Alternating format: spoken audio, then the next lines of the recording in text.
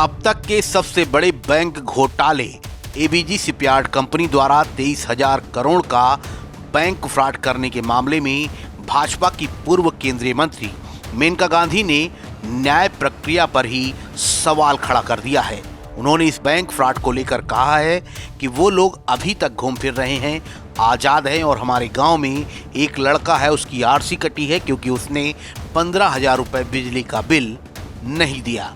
उन्होंने कहा कि देश में अगर न्याय एक समान होता है तो कितना अच्छा होता। हमारे पास सब है, बस न्याय की जरूरत है।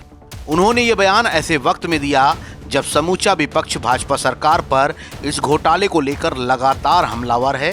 मेनका के इस बयान के बाद सियासी हलके में राजनीतिक माहौल गर्मा दिया है। आपको बता दें कि पीलीभीत के भाजपा सांसद वरुण गांधी अपनी ही भाजपा सरकार के खिलाफ लगातार बयानबाजी करते हैं।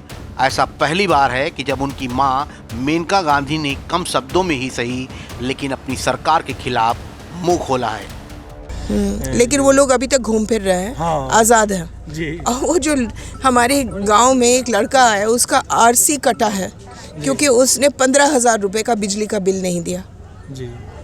ये देश में, जैसे मैंने अपने भाषण में बोला ना कि ये देश में न्याय अगर एक सामान्य होता तो कितना अच्छा होता। हमारे पास सब कुछ है, बस न्याय की ज़रूरत है जी जी। गौरतलब है कि 4 दिवसीय दौरे पर अपने संसदीय क्षेत्र में पहुंची मेनका गांधी यहां पार्टी प्रत्याशियों के लिए कैंपेन में जुटी हुई हैं।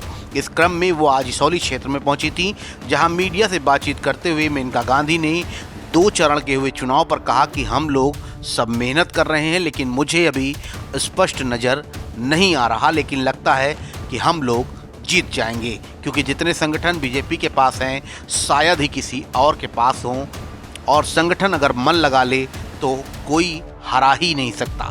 उन्होंने सुल्तानपुर में चुनाव लड़ रहे प्रत्याशियों के लिए कहा कि हमें तेजी की ज़रूरत है क्योंकि ये बहुत छोटा इलेक्शन है।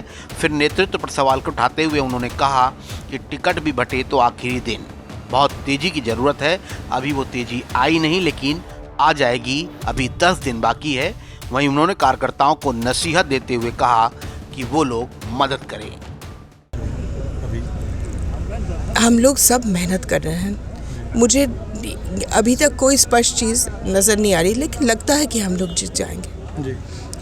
लेकिन हम लोग सब जितने संगठन हैं बीजेपी के पास शायद किसी और के पास हो, और संगठन अगर मन लगा ले तो कोई हरा ही नहीं सकता।